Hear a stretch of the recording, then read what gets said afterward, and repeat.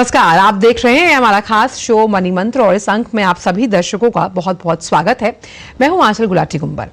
Money मंत्र में हम चर्चा करते हैं आपके निजी निवेश से जुड़े हुए तमाम विषयों पर और आज हम बात करने वाले हैं आपके घरौंदे से जुड़ी हुई, जी हां, सपनों के आशियाने को मूर्त स्वरूप देने के लिए होम लोन बहुत सहायक साबित होता है और आज इसी विषय पर हम करने वाले हैं चर्चा। हमारे साथ विशिष्ट मेहमान जुड़ेंगी, लेकिन उनसे आपका तारुफ कराएं, लेकिन आपको बता दें कि आप फोन करके होम लोन किस तरह से आप उसका आवेदन कर सकते हैं या इससे जुड़ी तमाम जो जहन में आपके सवाल हैं, जानकारियां आप चाहते हैं, आप इन दो नंबर्स पर कॉल करके ले सकते हैं 2223097670 और दूसरा नंबर है 23387031। तो इस विषय पर हम करेंगे चर्चा, लेकिन उससे पहले आइए आपको बताएं कि जो फाइनेंशियल ईयर है 31 मार्च 2024 को उसका अंत होगा और 1 अप्रैल 2024 से नए वित्तीय वर्ष की शुरुआत हो जाएगी। नए कारोबारी साल की अगर हम बात करें 2024-25 में इसकी शुरुआत होने के साथ साथ देश में बहुत सारे ऐसे नियम हैं जो बदल जाएंगे। तो 1 अप्रैल 2024 से कई बड़े बदलाव होने जा रहे हैं। आइए इस रिपोर्ट के जरिए जानते हैं उन वित्तीय बदलावों के बारे में। फाइनेंशियल ईयर 2023-24 अपने आखिरी दौर में है। ऐसे नए वित्त वर्ष की शुरुआत के साथ ही कई ऐसे नियम हैं जो बदलने वाले हैं। ये आम लोगों की जेब पर सीधा असर डालेंगे। 31 मार्च से पहले फटाफट निपटा लें ये जरूरी काम। आइए जानते हैं अप्रैल 2024 से कौन से फाइनेंशियल नियमों में बदलाव हो रहे हैं। अप्रैल 2024 से फास्टैग से जुड़े नियमों में बदलाव हो रहा है। अगर आप 31 मार्च 2024 तक फास्टैग केवाईसी को अपडेट नहीं करवाते हैं तो अगले महीने से आपको दिक्कत का सामना करना पड़ सकता है। बिना केवाईसी वाले फास्टैग को बैंक डीएक्टिव कर देगा। इसका मतलब है कि अगर फास्टैग में बैलेंस है तब भी उसके जरिए भुगतान नहीं होगा। NHAI ने फास्टैग केवाईसी को अनिवार्य कर दिया है। पैन को आधार से लिंक करने की डेडलाइन 31 मार्च 2024 है। अगर पैन को आधार कार्ड से लिंक नहीं किया गया तो पैन नंबर रद्द हो जाएगा, यानी कि पैन का इस्तेमाल दस्तावेज के तौर पर नहीं किया जाएगा। 1 अप्रैल के बाद पैन को आधार से लिंक करने के लिए यूजर को 1000 रुपए की पेनल्टी का भुगतान करना होगा। 1 अप्रैल 2024 से EPFO के नियमों में भी बदलाव होने वाला है। दरअसल कर्मचारी भविष्य निधि संगठन अगले महीने से नया नियम लागू करने वाले हैं। इस नियम के अनुसार अब नौकरी चेंज करने के बाद PF अकाउंट ऑटो मोड में ट्रांसफर हो जाएगा। इसका मतलब है कि अब अकाउंट ट्रांसफर करने के लिए यूजर को रिक्वेस्ट देने की जरूरत नहीं होगी।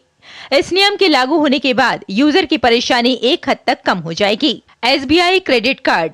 जिन यूजर्स के पास SBI क्रेडिट कार्ड है उनको बता दें कि 1 अप्रैल 2024 से क्रेडिट कार्ड के नियमों में बदलाव होने वाला है। अगर आप SBI क्रेडिट कार्ड के जरिए रेंट पेमेंट करते हैं तो बता दें कि 1 अप्रैल से रेंट पेमेंट पर आपको कोई रिवॉर्ड पॉइंट नहीं दिया जाएगा। कुछ क्रेडिट कार्ड पर यह नियम 1 अप्रैल से मान्य हो जाएगा, तो वहीं कुछ पर 15 अप्रैल 2024 के बाद से लागू होगा। इंश्योरेंस के नियमों में होने जा रहा है बदलाव। इंश्योरेंस सेक्टर में भी 1 अप्रैल से बड़े बदलाव होने जा रहे हैं। IRDAI ने नियमों में बदलाव करते हुए सरेंडर वैल्यू के नियम को बदल दिया है। अब ग्राहक जितनी देर से पॉलिसी को सरेंडर करेंगे उन्हें उतनी ज्यादा सरेंडर वैल्यू मिलेगी। 3 साल के अंदर पॉलिसी सरेंडर करने पर आपको मूल्य से कम सरेंडर वैल्यू मिलेगी। वहीं 4 से 7 साल के अंदर पॉलिसी सरेंडर करने पर सरेंडर वैल्यू पर कुछ बढ़त हो सकती है। New tax regime. अगर टैक्स पेयर ने अभी तक टैक्स रेजिम का सिलेक्शन नहीं किया है तो उनके पास कुछ दिन का समय और बचा है। दरअसल 1 अप्रैल 2024 से नई कर व्यवस्था डिफॉल्ट टैक्स रेजिम बन जाएगी, यानी कि करदाता को ऑटोमेटिक तौर पर नई कर व्यवस्था के नियमों के अनुसार ही टैक्स का भुगतान करना होगा। तो जल्द ही निपटा लें ये काम। तो ये तमाम वित्तीय बदलाव हैं जो 1 अप्रैल 2024 से लागू हो जाएंगे। तो अगर आपके ये जो तमाम वित्तीय काम हैं आपने पेंडिंग लिस्ट में डाले हैं तो आप इन्हें समय के साथ पूरा कर लें। वापस रुक करते अपनी चर्चा की तरफ। बात कर रहे हैं हम होम लोन से जुड़ी हुई आज। तो आज के समय में खुद के घर के सपनों को पूरा करने के लिए होम लोन जो है वो काफी मदद करता है। अगर आप भी खुद का घर बनाने या फिर कोई प्रॉपर्टी खरीदने का प्लान बना रहे हैं तो ग्राफिक्स के जरिए समझिए कि कुछ बातों का कैसे ध्यान रखें। अगर आप घर का डाउन पेमेंट करना चाहते हैं तो उसके लिए आपके पास पर्याप्त कैश हो। होम लोन लेने के लिए आपका जो क्रेडिट स्कोर है वो अच्छा होना चाहिए, यानी आपका सिबिल स्कोर अच्छा होना चाहिए ताकि बैंक आपको आसानी से लोन दे पाए। अगर आप होम लोन ले रहे हैं तो कोई पर्सनल लोन, ऑटो लोन आप पर ना हो, क्योंकि आप ये दो तरह की जो जिम्मेदारी है उसे निभाने में आपको मुश्किल आएगी, और बजट के अनुसार ही आप प्रॉपर्टी में निवेश करें, प्रॉपर्टी लें। साथ ही अगर आप बजट से ज्यादा प्रॉपर्टी लेते हैं, यानी महंगी प्रॉपर्टी लेते हैं, तो आपको परेशानी का सामना करना पड़ सकता है। तो प्रॉपर्टी खरीदते समय, यानी घर खरीदते समय, आप रिसर्च जरूर करें कि आखिरकार जहां आप घर खरीदना चाह रहे हैं क्या वो बिल्डर, उसका रजिस्ट्रेशन हो चुका है नहीं, क्योंकि कई बार ऐसी दिक्कतों का सामना करना पड़ता है। हालांकि हमने बहुत संक्षेप में आपको बताया कि किन बातों का ध्यान रखना चाहिए, लेकिन इस पूरी चर्चा में हमारे साथ बेहद विशिष्ट मेहमान जुड़ी हुई हैं। हमारे साथ उषा गौतम जी जुड़ी हुई हैं, सीजीएम होम लोन एसबीआई। आपका बहुत बहुत स्वागत है उषा जी हमारे इस खास शो में। पहला सवाल मेरा यही है कि एक आशियाने को बनाने के लिए आपकी जो मेहनत की गाढ़ी कमाई है वो लगती है, होम लोन का आवेदन करने के लिए सबसे अहम जो 3 प्राथमिकताएं हैं वो होम लोन आवेदनकर्ता को किस तरह से अपने जहन में रखनी चाहिए? सबसे पहले धन्यवाद आंचल, मनी मंत्रा में मुझे आमंत्रित करने के लिए। जैसे कि आपने बताया, अभी कहा था कि घर खरीदना हर व्यक्ति का एक सपना होता है और ये एक बहुत बड़ा इन्वेस्टमेंट होता है। इसलिए हर व्यक्ति को घर खरीदने से पहले कुछ सावधानियां जरूर ध्यान में रखनी चाहिए। जैसा आपने बोला कि प्रॉपर्टी के बारे में पूरा सर्च होना चाहिए, आपको बिल्डर के बारे में पता होना चाहिए, आपको ये पता होना चाहिए कि प्रॉपर्टी रेरा में रजिस्टर्ड है कि नहीं। अगर आप बिल्डर से कोई लोन ले रहे हैं, बिल्डर से कोई फ्लैट खरीद रहे हैं, ये सब चीजें आपको प्रॉपर्टी के बारे में पूरी ड्यू डिलिजेंस करने के बाद ही कोई प्रॉपर्टी शॉर्टलिस्ट करनी चाहिए। फिर बात आती है होम लोन की। तो सबसे पहले आपको ये देखना जरूरी है कि आपकी आवश्यकता क्या है। क्या आप रेडी टू पोजीशन कोई फ्लैट खरीदना चाहते हैं, या फिर आप अंडर कंस्ट्रक्शन कोई फ्लैट देख रहे हैं, या फिर आपके पास ऑलरेडी कोई प्लॉट है जिस पर आप कंस्ट्रक्शन करना चाहते हैं, या फिर आपका ऐसा विचार है कि आप एक प्लॉट खरीदें और उसके ऊपर कंस्ट्रक्शन करें, जैसे कि हम बैंकिंग उसमें कॉम्बो लोन या कंपोजिट लोन बोलते हैं। तो इस तरीके के आपकी क्या रिक्वायरमेंट है, पहले आपको उसको जो है एक बार असेस करना बहुत जरूरी है। एक बार आपकी आवश्यकता आपने असेस कर ली कि मुझे फॉर एग्जांपल आपको प्रॉपर्टी खरीदना है, बिल्डर से डायरेक्ट खरीदना है, तो जब आपकी रिक्वायरमेंट आपको पता चल गई, तब दूसरा एक इम्पोर्टेंट चीज होती है कि क्या कितने अमाउंट का। तो उसके लिए बहुत जरूरी है कि अगर आप लोन लेना चाहते हैं, अगर आपके पास down payment, complete down payment के लिए पूरा कैश नहीं है, मनी नहीं है, तो आप बैंक के होम लोन के लिए बैंक में अप्लाई कर सकते हैं। फिर उसके बाद बहुत इंपॉर्टेंट चीज है कि आपको कितना लोन मिल सकता है। तो आज की तारीख में लगभग सभी बैंकों की वेबसाइट पर आप जा करके अपनी लोन एलिजिबिलिटी चेक कर सकते हैं। आपको वहां पर लॉग इन करके आपको अपने कुछ बेसिक डिटेल्स वहां देने होते हैं, और उस बेसिक डिटेल्स के बेसिस पे आपका इनकम कितना है, कितना प्रॉपर्टी आप कहाँ पर आप प्रॉपर्टी, लोकेशन क्या है, और आपका एक्चुअली आप अगर सैलरीड है तो आपकी सैलरी, किस कंपनी में आप काम करते हैं, आपकी मंथली इनकम कितनी है, ये सारी इंफॉर्मेशन अगर आप उसमें दे देते हैं तो उसके बेसिस पर आपकी लोन एलिजिबिलिटी सिस्टम कैलकुलेट करके आपको बता देता है। सो नॉर्मली क्या होता है कि अगर आप किसी को एप्लीकेंट को इसमें शामिल करना चाहते हैं, अगर आप लोन अमाउंट बढ़ाना चाहते हैं, तो आप किसी को एप्लीकेंट को इसमें शामिल कर सकते हैं ताकि आपकी लोन एलिजिबिलिटी बढ़ जाए। एक बार आपको अपनी लोन एलिजिबिलिटी पता चल गई, उसके बाद उसी रेंज में आप अपना मकान ढूंढ सकते हैं। सो ये बहुत जरूरी है, अगर आप होम लोन लेना चाहते हैं तो अपनी लोन एलिजिबिलिटी को जरूर चेक। यानी पहले मकान खरीदने से पहले लोन एलिजिबिलिटी टेस्ट आपके लिए बहुत जरूरी है। उषा जी, एक सवाल ये भी बहुत हमसे कई दर्शक करते हैं कि जिन दरों पर लोन प्रोवाइड करवाया जाता है, क्या उसके लिए सरकारी बैंकों में जाना ज्यादा महत्वपूर्ण रहता है, या फिर प्राइवेट बैंक्स पर भी हम भरोसा करते आए हैं जिसमें MCLR और फ्लोटिंग रेट्स, इसका अगर हम अंतर समझ पाए उन लोगों के लिए जो घर खरीदना चाहते हैं? देखिए, हर बैंक के अपने अपने इंटरेस्ट रेट हैं, और आपको पता है, जैसे आपने बताया कि आप आजकल लगभग सभी बैंक सिबिल स्कोर या आपके क्रेडिट रेट रिपोर्ट से रिलेटेड इंटरेस्ट रेट पर आपको लोन देते हैं। तो अगर आपका सिबिल स्कोर बहुत अच्छा है, 750, 800, 850 है, तो आपको होम लोन जो है सभी बैंक या HFC कम दर पर देंगे। अगर आपका सिबिल स्कोर उतना अच्छा नहीं है तो आपको इंटरेस्ट रेट हायर चार्ज किया जाएगा बैंक के द्वारा। रही बात जहां तक फ्लोटिंग एंड फिक्स रेट की है, तो नॉर्मली क्या है कि फिक्स रेट हमेशा हायर रेट ऑफ इंटरेस्ट पे बैंक ऑफर करते हैं। फ्लोटिंग रेट जो है आपका रेपो रेट के साथ लिंक होता है। जैसे जैसे ब्याज दर घटती है, रेपो रेट घटता है, वैसे वैसे आपकी ब्याज दर भी घटती है, और उसी हिसाब से अगर ये बढ़ता है तो बढ़ती है। तो आज की तारीख में सबसे पॉपुलर जो आपका होम लोन है वो फ्लोटिंग रेट ऑफ इंटरेस्ट। जी, आज का चर्चा का विषय है होम लोन, और इस पर हमारे साथ उषा गौतम जी जुड़ी हुई हैं, CGM home loan SBI। Usha जी, हम चर्चा कर रहे थे को बोरोवर्स को लेकर और किस तरह से जॉइंट लोन लिया जाता है, इस पर भी मैं चाहती हूँ कि आप थोड़ी रोशनी डालें। को बोरोवर की जो स्थिति है, क्रेडिट स्कोर अगर आपका अच्छा नहीं है तो आपको को बोरोवर की मदद लेनी पड़ती है। ये किस तरह से हम मान सकते हैं कि रामबाण साबित होता है उन लोगों के लिए जिनके पास क्रेडिट स्कोर की स्थिति अगर अच्छी नहीं है, या फिर किन्हीं वजहों से उन्हें को बोरोवर की मदद लेनी होती है? सो आपने बहुत अच्छा सवाल पूछा है। ये कुछ जरूरी नहीं है कि अगर आपका क्रेडिट स्कोर अच्छा नहीं है तो ही आपको बोरोवर लें। अगर आपको अपनी EMI कम रखनी है तो आप जो है को बोरोवर को उसमें ऐड करके, आपको को बोरोवर को ऐड करके, और अगर आपको अपना लोन अमाउंट बढ़ाना है तो को बोरोवर को आप इसमें ऐड कर सकते हैं। को बोरोवर जरूरी नहीं है कि वो प्रॉपर्टी का, जिसका नाम प्रॉपर्टी में वही को बोरोवर हो। आप किसी और को भी को बोरोवर और एज गारंटर ले सकते हैं, उसकी इनकम आपकी लोन एलिजिबिलिटी को बढ़ा देती है। तो जहां पर भी आपको अधिक लोन की आवश्यकता है, आप अवश्य को बोरोवर को उसमें शामिल करें, और ताकि आपकी लोन एलिजिबिलिटी ज्यादा बढ़ जाए। और को बोरोवर में अगर आपका कोई यंगर को बोरोवर है, जैसे आपकी एज ज्यादा है आपके, क्योंकि हम ज्यादातर bank, for example state bank भी आपको 70 साल की उम्र तक आपको अपने लोन को रिपे करना होता है। अगर आप 50 इयर्स की एज में लोन ले रहे हैं और आप एक को बोरोवर को उसमें ऐड कर रहे हैं जिसकी सफिशिएंट इनकम है और उसकी एज 30 है, तो क्योंकि आप 50 इयर्स के हैं तो आपको 20 इयर्स का ही लोन मिलेगा, जिसकी वजह से आपका EMI बढ़ सकता है।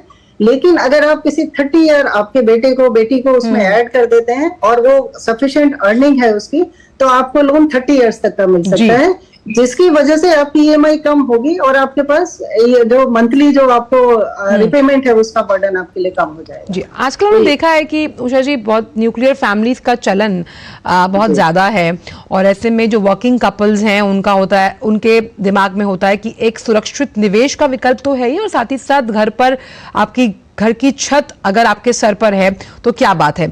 ऐसे में क्या सिंगल ओनरशिप के थ्रू लोन लेना, या फिर जब हम जॉइंट ओनरशिप के साथ लोन लेते हैं वो फायदेमंद साबित होता है?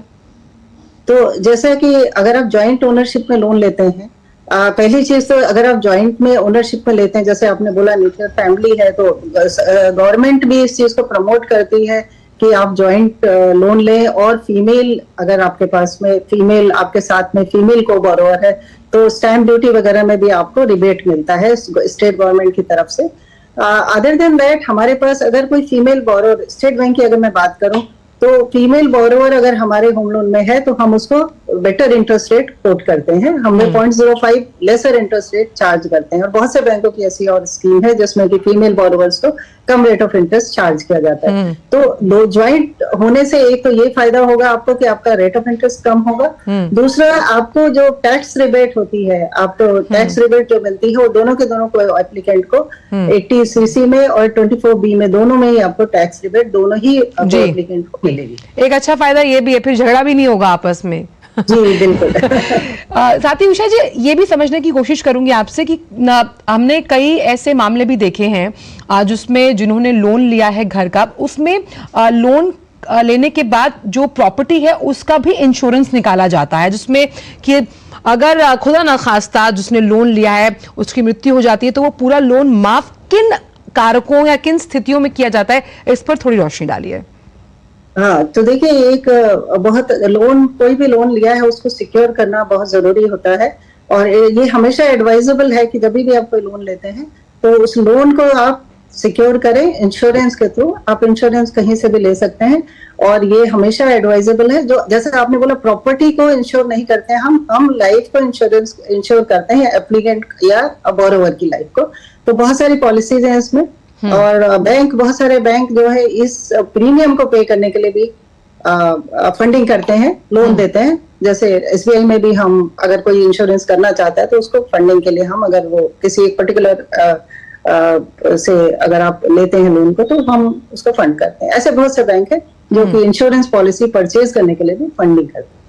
और साथ ही कई ऑप्शंस हमने इसमें देखे हैं कि आपने एक अगर लंबी अवधि के लिए लोन लिया है तो क्या फायदेमंद रहता है कि आप जो आपका कंपाउंड अमाउंट है उसको एक ही गो में बाद में दे पाएं, या फिर आप अपने साल जो हैं, जो आपके ब्याज दर के साल हैं, वो कम कराएं? ज्यादा फायदेमंद क्या रहता है? देखिए, क्योंकि आप लंबी अवधि का अगर आप लोन ले रहे हैं तो एक तो इसका एक फायदा ये होता है कि आपका ईएमआई कम होता है, और क्योंकि होम लोन ऐसा लोन है जिसमें रिजर्व बैंक ऑफ इंडिया ने कोई प्रीपेमेंट पेनल्टी नहीं लगाई है, तो आप कभी भी जब भी आपके पास सरप्लस कैश हो तो आप उसको होम लोन अकाउंट में डाल सकते हैं, बंद कर सकते हैं। तो मेरी एडवाइस ये रहेगी कि आप थोड़ा सा टेन्योर लंबा रखें, और जब भी आपके पास सरप्लस कैश हो आप उसमें जमा करें, और जितना आप जमा करेंगे उस हिसाब से इंटरेस्ट कंपोनेंट आपका जो है कम होता चला। अच्छा, कई बार बैंक से भी कहते हैं कि भाई आपने अगर थोड़ा थोड़ा कॉर्पस अमाउंट उसमें जमा किया है तो आप अपने इंटरेस्ट रेट को कम करवा लीजिए या फिर साल कम करवाइए। ये जो दो धाई तलवार है, इसका फैसला कैसे करेगा जिसके पास घर है? देखिए, इंटरेस्ट एक्चुअली अभी ये जो इस तरीके की चीज हुई है, वो जब इंटरेस्ट रेट काफी बढ़ गया पिछले 2-2.5 साल में, कोविड में, क्योंकि इंटरेस्ट रेट बहुत कम था, बैंक बहुत कम रेट चार्ज कर रहे थे, आरबीआई ने रेपो रेट बहुत कम किया था, तो उसके बाद पोस्ट कोविड जो रेट ऑफ इंटरेस्ट बढ़े हैं उसकी वजह से ईएमआई कस्टमर्स की बढ़ी है। तो जो बात आप कर रहे हैं वो उसकी बात कर रहे हैं कि भाई आपको अब या तो जमा करवाइए इसके अंदर या फिर ईएमआई बढ़वाइए। तो ये एक वन टाइम एक फेनोमेना था जो कि कस्टमर्स ने काफी, लगभग सभी कस्टमर्स ने या तो ईएमआई बढ़ा ली है या फिर उसमें रिपेमेंट करके उसको जो है ईएमआई को फिर जो था उसको नॉर्मल कर दिया है। तो इस तरीके की स्थिति नॉर्मली नहीं आती है, ये क्योंकि एक्सेप्शनल कुछ इस तरीके की चीज हुई थी कि लगभग 2.5% रेट ऑफ इंटरेस्ट सभी बैंकों को बढ़ाना पड़ा था, बिकॉज रेपो रेट बढ़ा था, इसलिए इस तरीके की स्थिति आई। चलिए, लेकिन किन्हीं वजहों से अगर हम लोन वापसी नहीं कर पाते हैं उसमें क्या विकल्प रहते हैं, इस पर भी करेंगे बात। उषा गौतम जी जुड़ी हुई हैं, CGM home loan SBI. Usha जी, अगर किसी वजह से जो होम लोन हमने अप्लाई किया है हम उसको रीपे कर पाते, ऐसे में बैंक के पास क्या विकल्प रह जाता है और आवेदनकर्ता जिसने लोन ले लिया है वो क्या कर सकता है? देखिए, अगर आपने लोन लिया है तो अगर आप उसको डिफॉल्ट कर रहे हैं, समय पर उसको पे नहीं कर पा रहे हैं, तो उसका एक बहुत बड़ा इम्पैक्ट आपके सिविल स्कोर पे या क्रेडिट स्कोर पे पड़ता है, और आपका क्रेडिट स्कोर खराब होता है। इन फ्यूचर में जब कभी आप किसी तरीके का लोन लेने जाते हैं तो आपको काफी दिक्कत आ सकती है उसमें। तो जब भी आप कोई होम लोन लेते हैं तो आपको उसको टाइमली रिपे करना है, इसीलिए बहुत जरूरी है कि आप अपने बजट के अनुसार प्रॉपर्टी लें। अगर आपका बजट परमिट करता है तभी आप उतना लोन लें और उसी हिसाब से उसको चुकाएं। अगर आप उस लोन को नहीं चुका पाते हैं तो बैंक के पास बहुत सारे रिकॉर्ड्स होते हैं जिसमें कि आपकी प्रॉपर्टी का ऑक्शन से लेकर के उसको बेचा जा सकता है। तो इसलिए हमेशा एक चीज, उसको जब एनपीए की स्थिति में डाल दिया जाता है जिस प्रॉपर्टी को, उसके दाम कम हो जाते हैं, तो क्या अगर उस प्रॉपर्टी को कोई खरीदार खरीदना चाहता है तो वो कहीं ना कहीं डिस्प्यूटेड तो नहीं माना जाता? उषा जी, नहीं, बिल्कुल नहीं, क्योंकि बैंक ने उस प्रॉपर्टी पर ऑलरेडी लोन दिया हुआ है, और बैंक अगर उस प्रॉपर्टी को ऑक्शन कर रहा है तो कोई भी उस प्रॉपर्टी को खरीद सकता है, और उसी बैंक से, क्योंकि प्रॉपर्टी के पेपर्स उस बैंक के पास में है, टाइटल डीड क्लियर है कि तभी बैंक ने उस पर लोन दिया, तो वो उसी बैंक से या फिर किसी और बैंक से भी उस प्रॉपर्टी के ऊपर लोन ले सकता है। इसे डिस्प्यूटेड प्रॉपर्टी नहीं कहा। उषा जी, क्योंकि आप खुद महिला हैं और होम लोन एसबीआई में कार्यरत हैं, ऐसे में आपने कितना ज्यादा उत्साह महिलाओं को जब घर की चाबी दी जाती है, जब लोन पास होता है, तो आपने उनके चेहरे पे देखी है, क्योंकि हमेशा ये कहा जाता है कि घर महिला से होता है। जी बिल्कुल, गृह लक्ष्मी तो महिला ही होती है घर की, सो घर की लक्ष्मी वही है। एंड अभी हम आपको ये जानकर बहुत खुशी होगी कि हमारे बैंक में भी 80% से ज्यादा लोन जो है उसमें इनवेरिएबली एक महिला एप्लीकेंट होती है, और घर की चाबी जब महिला को दी जाती है तो हमने ये देखा है कि जो जब चाबी लेते समय जो एक संतोष और सेटिस्फेक्शन होता है पूरे परिवार के अंदर, वो आप उसकी तुलना नहीं कर सकते किसी से। बहुत अच्छा भाव होता है। और बिल्कुल आखिरी सवाल आपसे यही कि आपके वो 2 अहम टिप क्या रहेंगे उन लोगों के लिए जो भी घर खरीदने का सोचते हैं फिर अपने कदम पीछे रख लेते हैं।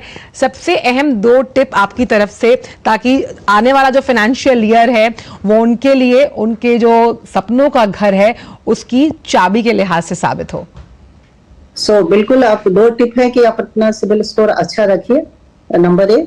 और नंबर 2, जब भी आप प्रॉपर्टी खरीदने के लिए जाएं, अगर आप बिल्डर से कोई प्रॉपर्टी खरीद रहे हैं तो आप देखिए कि उसे किस बैंक ने अप्रूव किया है। प्री अप्रूव प्रॉपर्टी अगर बिल्डर से आप ले रहे हैं तो इसका मतलब है कि इस प्रॉपर्टी के अंदर कोई किसी तरीके के लीगल और कोई तरीके के इश्यू नहीं है। तो प्रेफर करिए कि अगर आप बिल्डर से लेने जा रहे हैं तो हमेशा प्री अप्रूव प्रॉपर्टी को प्रेफर करें। अब मुझे जाते जाते एक चीज और भी याद आई कि प्रधानमंत्री आवास योजना का जो फायदा है, जो जिसपे करीबन वेव ऑफ किया जाता है 2.5 लाख रुपए जो महिलाएं जो लोन लेती हैं, उसका फायदा किस तरह से बैंक जो है वो जो तमाम लोन आवेदक करता है उन तक पहुंचाते हैं?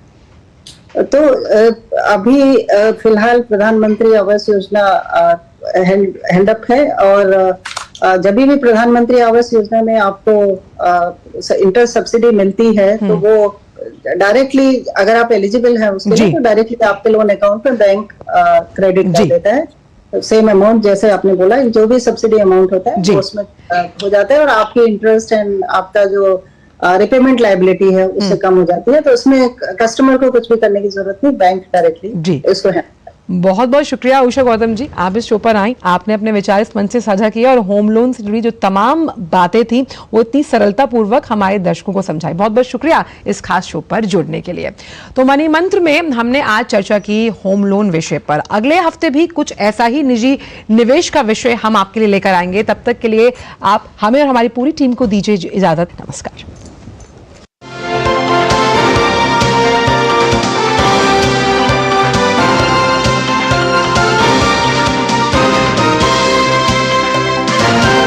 मनी मंत्र के प्रायोजक थे नेशनल पेंशन सिस्टम। अपना बेहतर कल सुनिश्चित करने के लिए एनपीएस जरूरी है।